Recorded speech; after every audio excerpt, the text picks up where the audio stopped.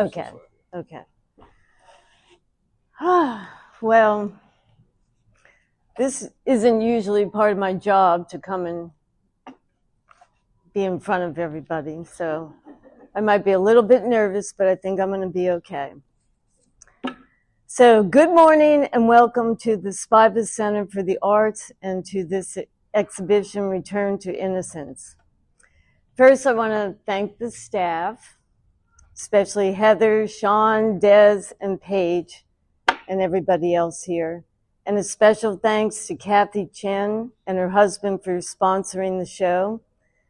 They did a beautiful opening night for me. And it's amazing to see all this work in one place. All right, so thank you all for coming here today to hear what this is all about and why it was created in the first place. I hope I can be entertaining and make this fun, but we'll see. My sisters and many dear friends are here, and I just want to say thank you for all your support and your love of my work, and also for lending me about a third of all the paintings here. And sorry your walls are bare, but you'll be getting them back pretty soon. So, and Joe, there you are. Thank you for helping me bring it all here, and on Tuesday, bringing it all home again. And I also want to just do a shout out to Obelisk and Sam, who takes such good care of me there. And I've been showing with them for, I think, 12 years? About 12 years, okay. So, maybe some of you would like to know a little bit of my background. I grew up in northeastern Pennsylvania. Our first house there was a new suburbia, but we were also on the edge, so I got to play in orchards and fields and woods and creeks, and that was wonderful. That's what I'd like to do. I am the second of 4 girls. In 1971, I went to art college in Baltimore, and it gave me the first glimpse of what an artist's life was like. Now, back in 71, in art school, we had no dorms, we had no teams, we had no sororities, we had no math, we had no science. It was just like art, art, art, and not commercial art, just art taught by artists. And it was very exciting. It was very exciting.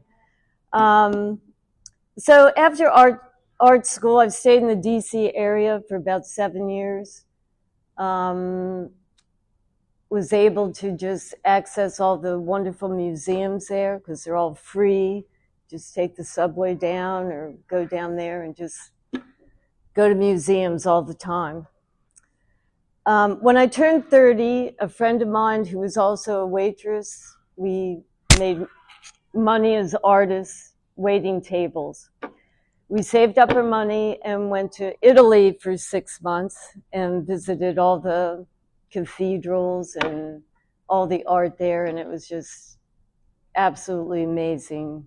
Italy is just art. Everything is art. After coming home, I spent the summer on Nantucket Island where I taught at a little art school, and there I met my second husband, and I mention him because he's the reason I moved to Missouri.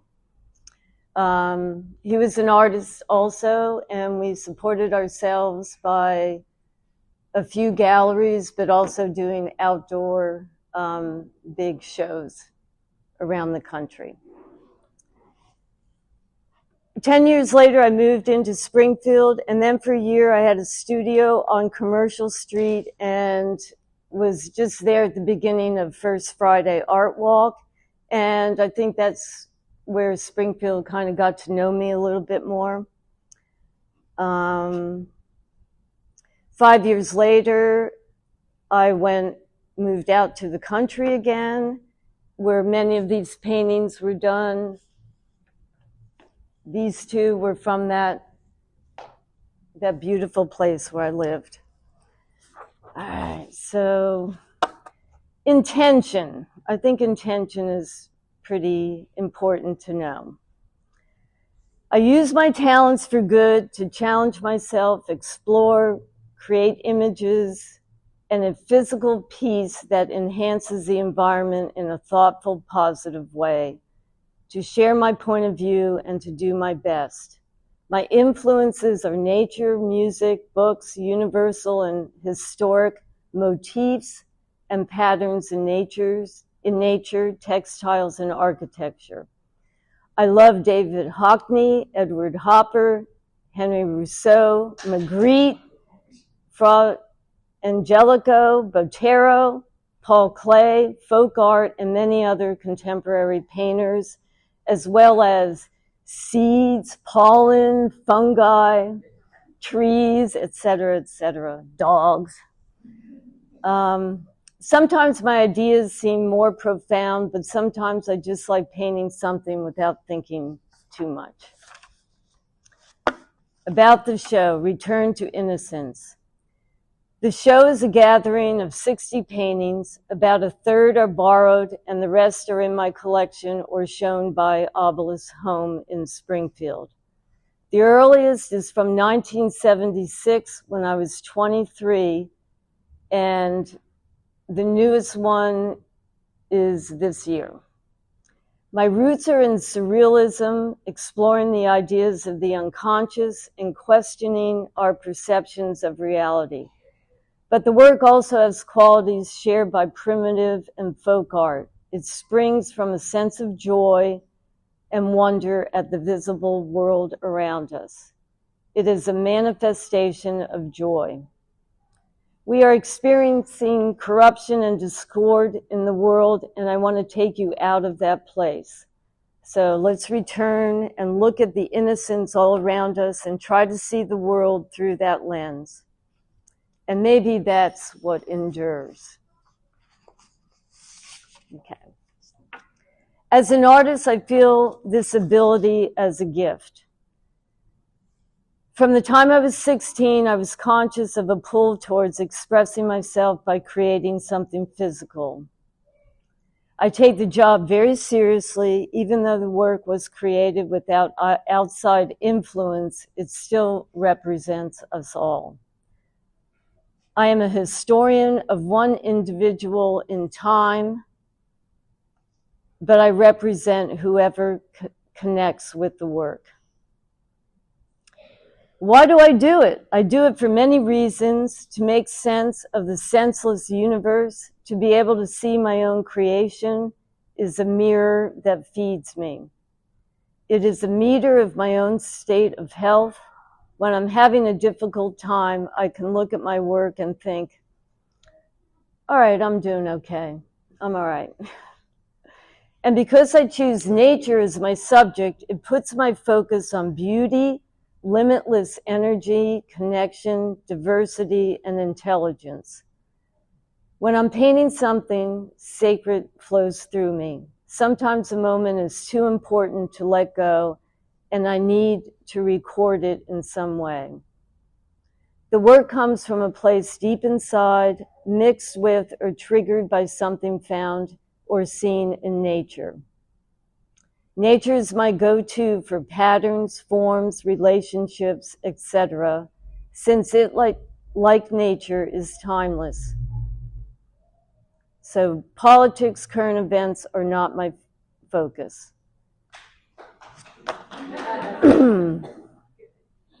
So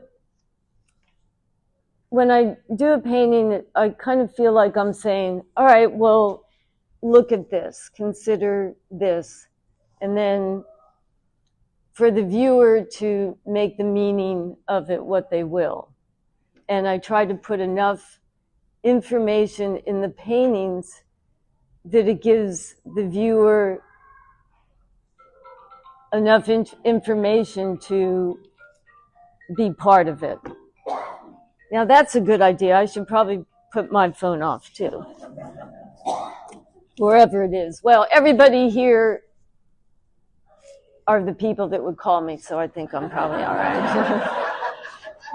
Except maybe, the calls you don't want to get.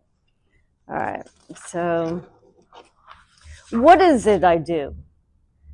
Well, with skills learned, materials in hand, and an idea in mind, I make a plan to create a painting illustrating a story. I can't recreate something that is as amazing as nature, but I can make a painting that is the idea of that subject. So that's important. I don't know if that makes sense, but anyway. I can edit it in a way that adds my feelings and opinions about it. I can create a world under my control. A painting is an artifact created by an individual who lived at a certain time in a certain place in history. I've lived in the landscape for many years and have illustrated beautiful scenes. Many times the story came to me as I stood there observing. I usually stay away from depicting anything that will place it in time. I want my paintings to be deeply satisfying to the mind and senses, but also out of a specific time. So how do you see something without a preconceived idea and with fresh eyes? So, all right, let's see. I believe a painting is a significant thing of energy. I think it sits on the wall like a battery, just feeding you energy. Since my paintings go mostly to residential homes, I want them to feed well-being energy into the home.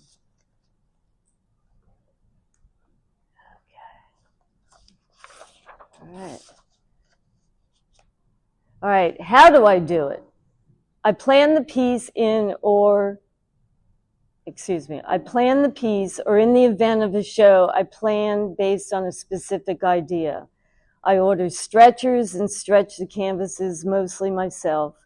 I tend to do a lot of research to find the right visual support, either taking photos or going to the internet, drawing from books. Sometimes I deliberately have a pre-planned color palette. When I settle on an idea, I make a simple sketch and then I start building the scene by assembling the players. The painting is a puzzle of arrangement and relationships, and I keep working on it until it all comes into balance. Once I have the painting somewhat mapped out, I find it goes easier if I give part A of my brain something to do, like an audible book or listening to music. That releases the other part of my brain to go just with the flow. How did I get my style? I started drawing and painting intensely in art school. I didn't think about a style then. I just worked on representing the object I was studying, learning my skills, keeping it simple. I settled in early with my style, then added about 20,000 hours fine-tuning. I paint to get the story across, but I don't want to get fancy or make technique the thing or a distraction. What I took in from Magritte by his juxtapositions, taking objects out of context, for example, helps erase its cultural meaning and helps seeing with fresh eyes. I take my subjects, stylize them to depict qualities like gentleness, for instance, that I consider the idea with looking at it with fresh eyes. All right. Where did some of my ideas come from? Well, I don't even remember where I got this, but it was in the 70s.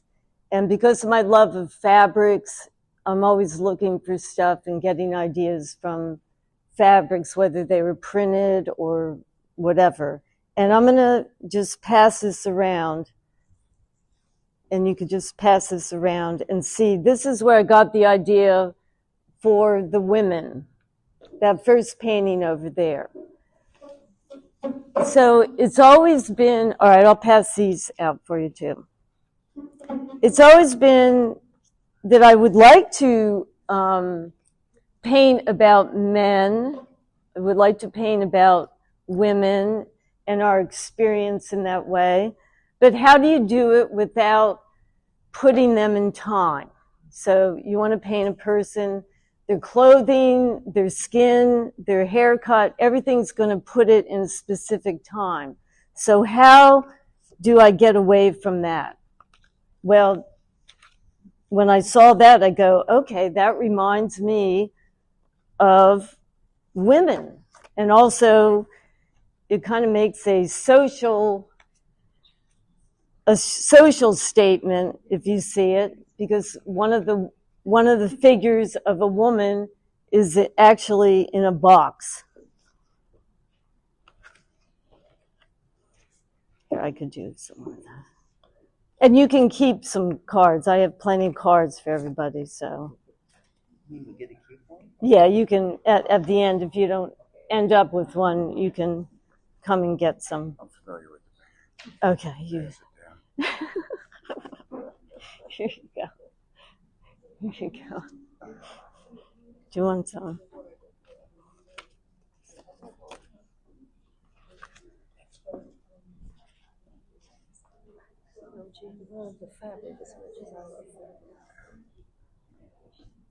Here, I should show you guys. Now you all haven't seen it yet, but what would you think if you saw that? What would you guys think if you saw that piece of fabric? Would you think women? And then there was another piece of fabric about this big that had these leaf-shaped things on it, and I read it as men. So I did a bunch of paintings based on men. Did everybody get some? And the man is in those too. So with this little piece of fabric, there's all right, whatever. I ended up doing at least 15 paintings based on that. So that's pretty weird.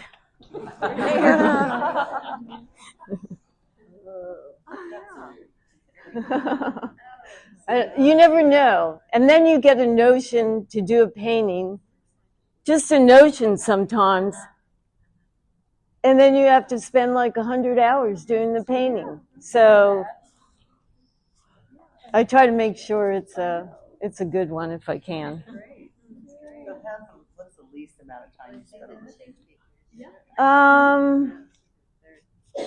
I remember having to do a painting for the subway in St. Louis, and it was like this big, and I go, all right, I only have 10 hours to do it. And I did it in 10 hours. So I just kind of like to take a long time and just put, and let me just. Oh, yes, of course. Did you guys see this? No. Yeah. Oh. Yeah. Perfect. Oh, very similar to that. Yeah. Yes. And then the man was on, and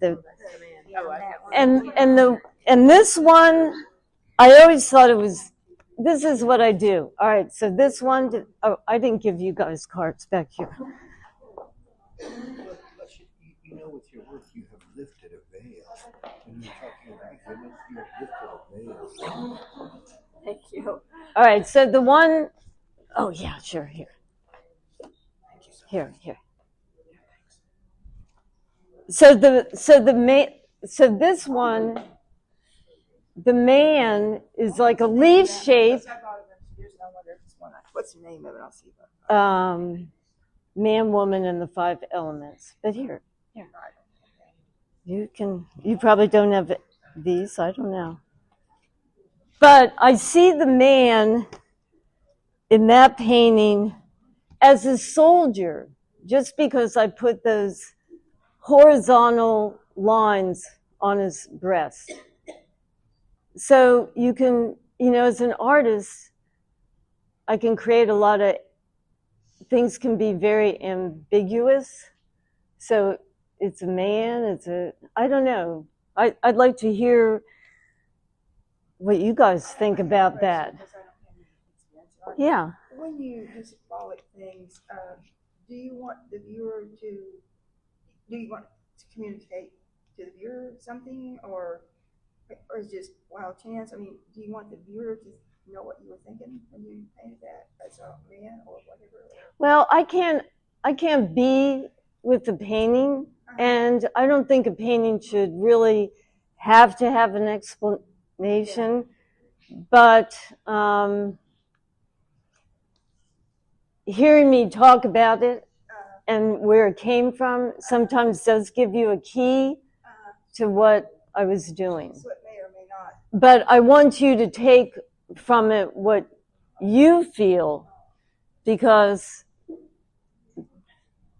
that's a connection. If you can kind of connect with it.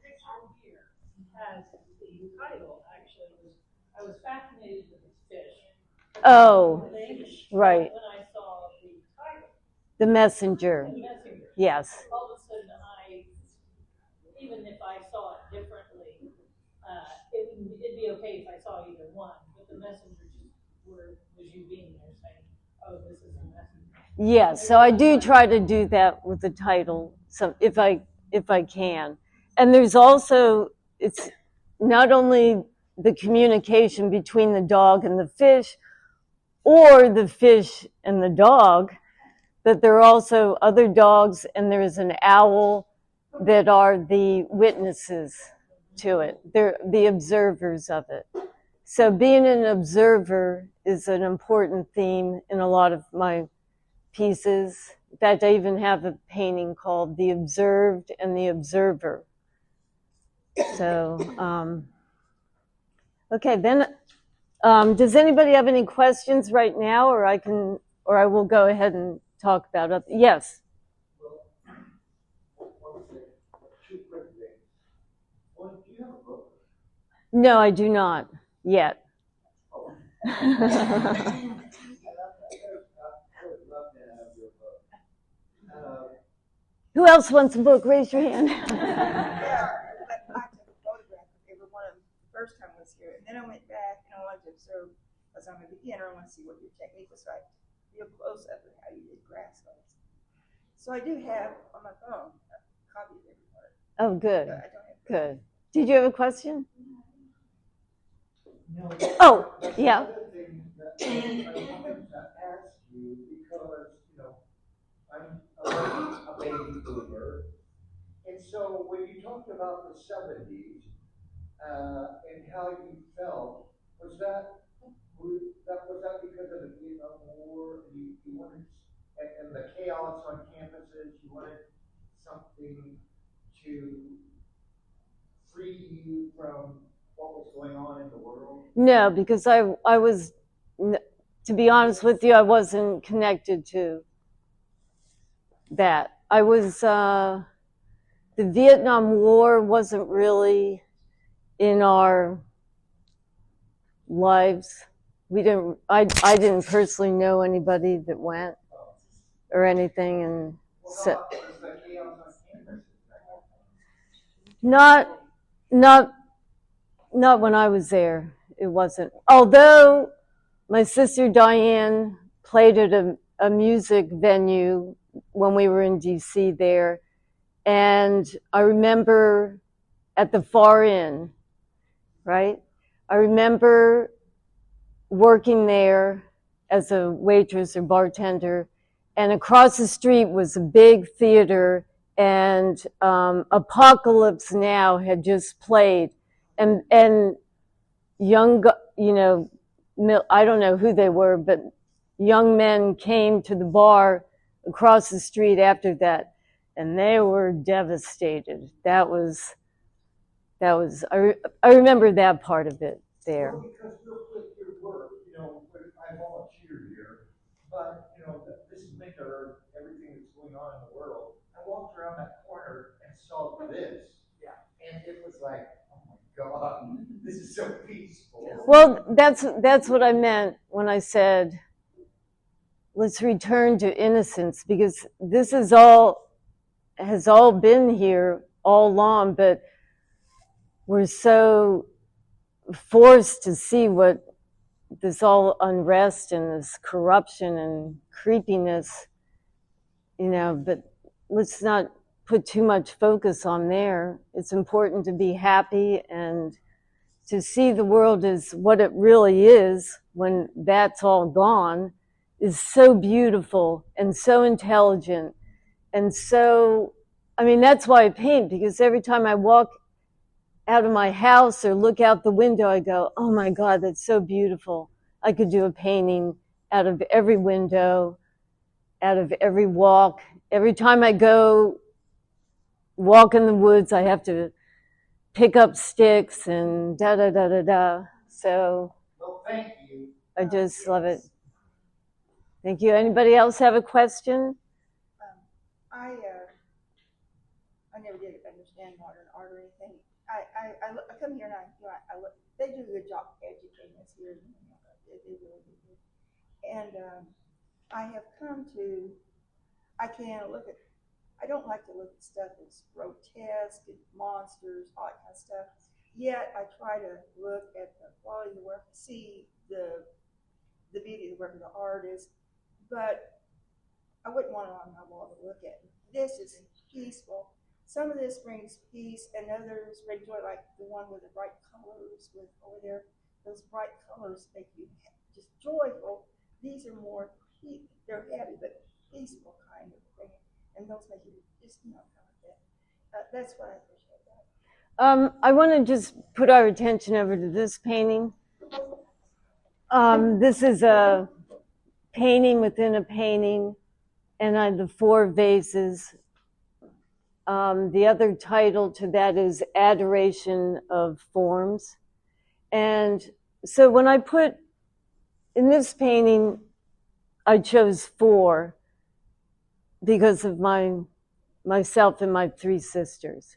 We've lost 1 sister, but when I do 4 of a kind of something, it's always kind of that 4 of being the sisters. So, but I'm not saying, Linda, Jane, Diane, Ann, or anything, but everything in my paintings is everything.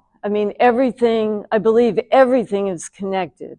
No matter how wide you go or how minimal you go, it's all connected. And a lot of times I put animals in my paintings because they have eyes. And I think that is a way to pull you into the painting where you feel like, oh, maybe I'm that bird, so I can be actually in that painting. And I love dogs, so I've done a lot of dog paintings for people, which is a good cash flow for an artist, because artists need that. But I love dogs, and it's fun. This painting I did at my sister's house one Thanksgiving or Christmas without the dogs. I go, I need something to do while I'm here. I'm going to do a painting in the basement. And so I did that. And then after my sister moved here and got a dog, well, I put the dogs in at 2 different times. So. All right, so here's a good illustration of how I paint and my technique. The garden, let's see, I can't remember when I did that, but it's a pretty old painting. And so when I started it, I go, all right, I'm going to do a garden, and I can put whatever I want in the garden. It can be flowers from wherever. So I had a lot of books, dwindled it down to what I wanted to use. And I pulled these daisy-like from a Henry Rousseau painting. And when I did that, I realized that we paint the same way, which I've done it since art school. You have a form, you think of a light source, and then you paint it, dark to light. The light describes the form, and if my painting is very much form. In fact, I see things in 3D when I paint. So I'm almost like sculpting it 2-dimensionally. But in my brain, I have to understand it 3-dimensionally to paint it. And because of that, sometimes I've had to make models, if I'm doing something, not just looking at it to figure it out. And sometimes I invent some really strange shadows that probably aren't right at all. But I'm not trying to be reality. I'm trying to, again, they're just, everything is just almost symbolic. It's like, all right, is a vase a vase? No, it's a symbol for, it's an object to create relationships in the painting between things. So everything is relationships in my paintings. Do you have a question? Yeah. Yes? Sean, yes? That one? What's the message in your mind? Did you have any idea of what this fish had to tell that green? No, there's no. You can make up your own. Wait, I'll just get. There wasn't one that represents each sister. No, it's just the idea of there are 4 of us, 4 together. I'm very, very lucky to be supported by siblings and family and friends. You do too, yeah. So when you're putting them together, were there aspects or shapes that came to mind of their feeling, their emotion? Or No, it's not. And you got a question? When you talked about relationships between things and painting. Are there relationships between shapes, relationships between ideas, or what kind of everything? And are there several things at the same time that you're Yeah. And some things are, and I remember on one painting, I had a crooked stick on the ground. And I put it in that painting because I wanted to, it's almost like cooking. I wanted to give a little flavor of a snake without it being a snake. Otherwise, it wouldn't be peaceful, would it? It was obviously a. And I don't know really why I wanted to do that, but it is maybe like cooking a little bit. I want to do this little feeling there. I want to. How do I do that? And you do it with shapes. This one, it's got a lot of solid, and yet it's peaceful. A lot of that green and blue, but that gives it a good effect. There's just something about it that it's just peaceful. But then you don't want it to be too peaceful. Yeah. So now I use the zigzag to create a little action. Put a little action in there. Little pepper, maybe. This painting is of Bryan Creek, and I actually saw a drone picture of this because they were selling the acreage, and I thought, oh my God, that is the most perfect composition. I have to do a painting of it. And plus my daughter and son-in-law own the land right here, and their house is like up here. So that was another reason I really wanted to paint it. But it was so unbelievable, this arc of this mountain And then this flat area, I thought that is the coolest thing ever. So I had to do that. And this guy, when we lived out in the country, this was a big old horse named Royal, and I just loved him. He was just so sweet. And this is one of the fields where we'd be. Okay. I don't want to ask too many takeaways. Okay. But like in this picture, the lighting is a little bit more muted, maybe a slightly cloudy day, and this one is a much brighter sky. Uh-huh. That like some days are sunnier than others, or? Yeah. Actually, this painting, and there's another one of the same pond in the autumn that I actually did. It really is a, I set up right there and painted what I saw. Thank you, plein air. I wasn't.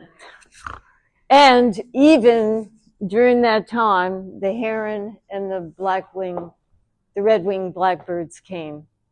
I mean, they weren't holding it there for me. Stop! Don't go anywhere. But I had to put them in because it was so wonderful. Let's see, what else? I do have a question on texture. Yeah. So many of yours are on canvas, but it looks like some of them have a sheen to them, like you've done them on linen. Yes, that's my kind of a newer thing that I like. Because it's like, Jane, you're so tight. Stop being so tight.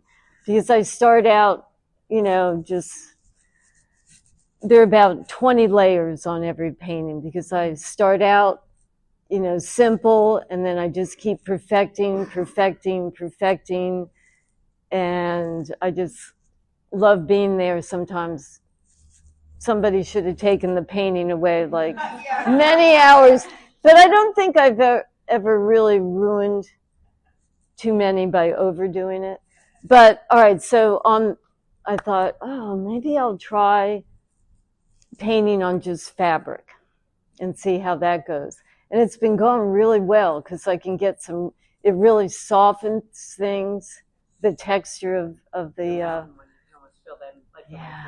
yeah. My latest painting that's almost done is on a fabric.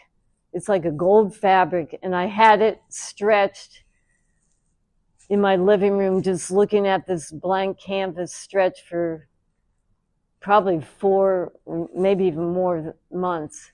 And then finally I picked it up and I'm like, I gotta get going on this. And it's so cool, but it's much more textured. It's almost like burlap. But so if you don't gesso it, does that absorb some of the paint, and that's what gives you that lovely texture? If you paint with acrylic, you're okay. But I've discovered they have now a clear gesso. So now on some of them, I'm putting a clear gesso on and painting with oils. Oh, wow. Because I do love oils best. But with that said, if I paint a painting and I don't put on the back of it if it's oil or acrylic, I can't really tell unless I remember what I used. I can't really tell the difference from the surface, which is surprising. Yeah, because there's one right there that's oil on it, and it's not shiny.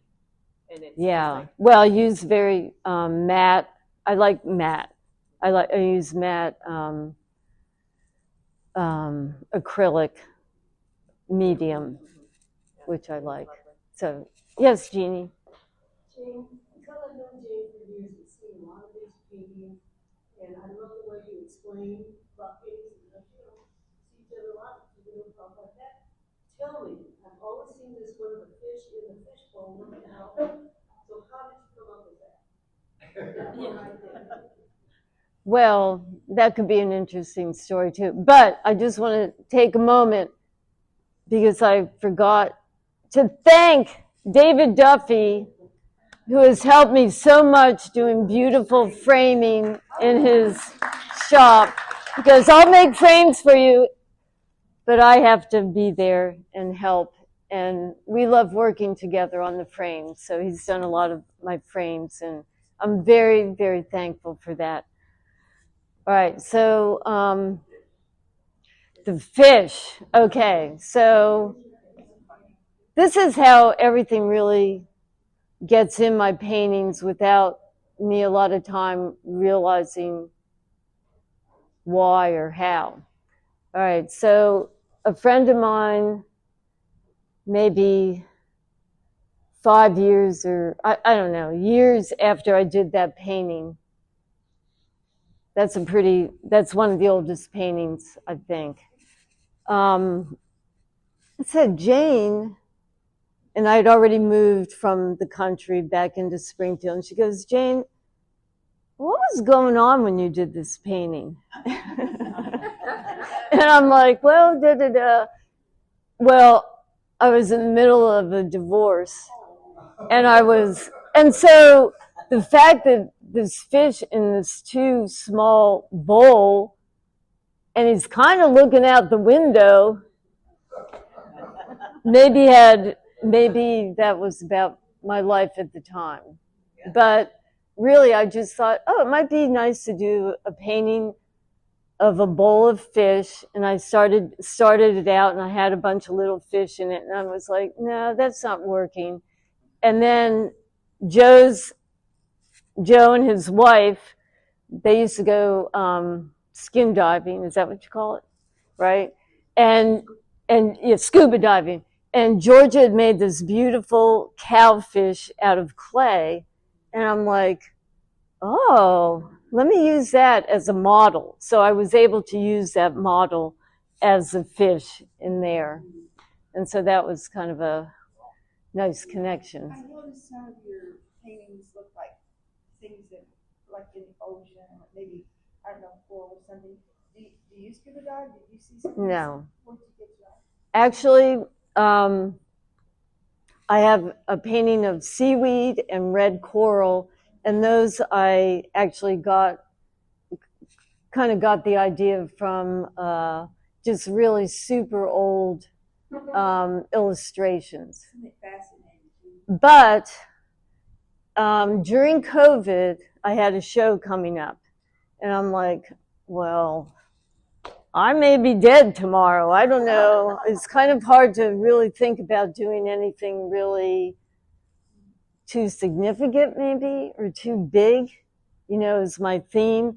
I go, I don't know. I've just been walking into the woods behind my house down by the creek and, picking up lichens and mushrooms and everything. And I thought, all right, I'm just going to do these lichens and mushrooms that I'm finding, and I'm just going to keep it small. Like I don't have to make it the biggest, flashiest thing. I could just be a little thing. So those are not. Yeah, I didn't know. All right, so they're coral mushrooms, but you're right. It's not just mushrooms. It is like coral from the ocean. But they're pretty. I mean, they're bright.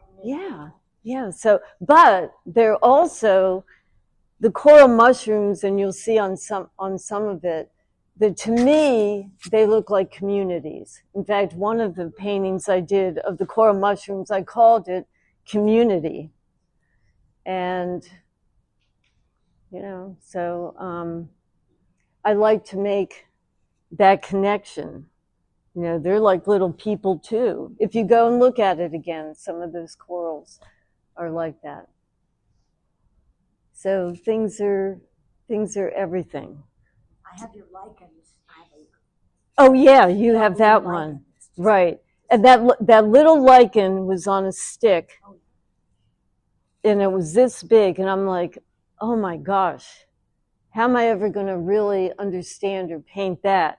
So I had to take a photograph of it, and I had to blow it up because, again, I'm not an impressionist. I have to actually understand that totally three-dimensionally and have that in my brain to be able to paint it. But it's kind of a long way around, but it seems to work all right. Yes? Who's that guy that The man? I don't know. Just it's not anybody specific. Yeah.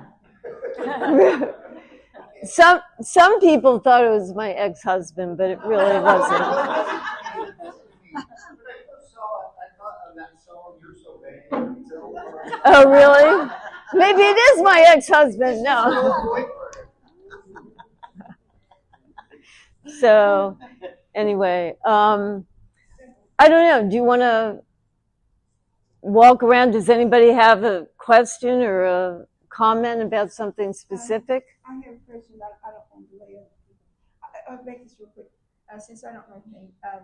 Do you begin by maybe making a light outline on your canvas with a graphite pencil, or how do you go about beginning to your That's a good question. You gotta plan something. All right, so the paintings are really pretty complex, but can I like draw it out before I do it? No. It's like I start with like a doodle, and then I kind of get my research materials together, visual research materials. I'm not a good enough artist that I can just have an idea and just like paint. No, I have to go through a lot of processes to make sure I'm doing the things right. Yeah. How many paintings do you do a year? Now I do about 20, maybe a year, mostly bigger. I like to paint big. It's just easier for me to paint big, but not too big because now I'm old and little and I can hardly pick them up anymore. So that's a problem. Yeah. I got okay. Yeah, Sam. Can you tell us a bit about your abstracted pieces and that process and what you decide, how you decide to make them? All right, let's see. I remember going to the Springfield Art Museum one time because I'm not into like, to me, I need something very specific. I need to understand what I'm doing. So I'm like, but it would be nice to be loose and do some abstract stuff. So I'm like, I went to this exhibit and this artist talk at the museum. I don't know if you remember it. And he was it was a man, and he had a heart attack. And he said when he was having the heart attack, or at some point, he was looking at this monitor and seeing the way it was all, and it gave him an idea for abstraction. I'm not explaining that very well. All right, so never mind. Yeah, I can't really articulate what I got from that. But so after that, I went home and I went on my computer and I went into images and just blew them way up to where they were pixels and they were almost abstract. And then I kind of captured a few of those little parts and did some paintings based on that, although they still weren't they're never very ephemeral, they're just, I have to have everything exact, I don't know, that's my comfort. But now, maybe you're talking about more my pattern paintings. So there's some in there, I guess you could see that one. That comes from my love of fabrics and designs, and I think they just mean something. I don't know, those abstract shapes and stuff. Let's just say you could only leave here with one of your paintings. I don't know. I think maybe I would take the garden back. Yeah, maybe. I don't know. I love all my paintings, I have to say. I do too. Because if I didn't love them, I would keep working on them until I loved them. So, all right, there was something else. Oh, go ahead. You didn't ask a question. Are these dogs you know or have known? No. No, it's from my big dog file. I have a lot of dogs. Yeah. Yeah, I did 4 dog park paintings that were just fun dogs and whatever. Oh, and all right, we were talking about representing women. There is another painting that my sister Diane bought. Thank you. A long, long time ago that's in there, and it's called Women as Flowers. So that was another way to express my thoughts about women. So let's see. How's our time coming? All right. One quick question. Yes. Do you ever use watercolor, pastel, other painting mediums besides oil and acrylic? I do really love, and I have painted a lot with gouache. A gouache, yeah. Gouache. Yeah. But now I like not having to put stuff under glass. So, but I like gouache. Yeah. Watercolor, I It's like acrylic, but softer. exactly. I like changing things too much. I like building it up, and I'm not really sure where it's going to go, so I keep going with it, and I work by feel. It's not that doesn't feel right. I have to move that, or I have to change the color of the sky, and then I keep changing things and moving things around until all of a sudden it's like, oh, okay, that's it. Yeah. That's it. But it's So you actually like the flower, actually you might paint it out and move it? yeah. Oh, okay. Of course. Yeah. Like many times I do that.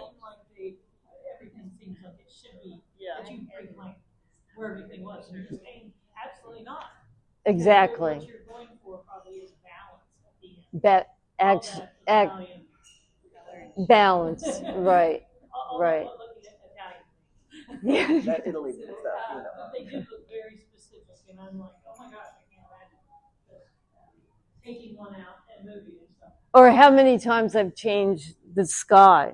I changed that sky and had to change it with all those trees there, so it's like, I do like weird things like that.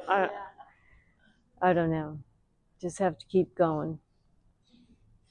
So, anybody? Oh, yeah. I would never have thought you were a plein air painter, but when you do that plein air fall painting of the pond, did you ever just leave it the way it was when you finished it plein air, or do you take it back to the studio and work hours on it? Both, but I did not do it too much with that or that other painting in autumn. I just stuck with it. And the one with autumn is a little looser, and it's like, all right. The other thing is, after I do a painting, I'm like, oh my gosh, how in the world did I do that? I mean, I don't really feel like I'm not like, I'm the great, I'm like the great painter ever. No, it's like, I don't know. I almost can't even say it was that I did it. It's like, yeah. You talked about relationships. How did you go about deciding on that one what to put? And like, there's a lot of different color shapes, and how did you arrive at that? Just experimenting.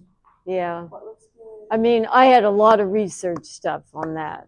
I mean, sometimes I'll have a binder with a painting. Did you need to say anything to me? Okay. No, not to you in particular, Okay. just as we're wrapping it up. Okay. We can- All right. Yeah. All right. We've had, is there any more questions? Sorry if you've already answered this in a roundabout way, but what would you say is like your greatest intrinsic or extrinsic motivation in terms of sustaining your practice over time? Like what would, You know what? I really feel like there's a mission implanted in me, to be honest, because you don't get a lot to be an artist. I mean, thank you for all this attention, but mostly you're just by yourself all the time. And I don't really do it for an audience, except if I'm doing the dogs or something, that I have to like it myself, and it wouldn't matter. So I feel like it's really my responsibility to do this with, I'm very persistent. I can stick with, I can have the patience to stick with something for many, many, many, many hours. So it's perfect for me, I guess.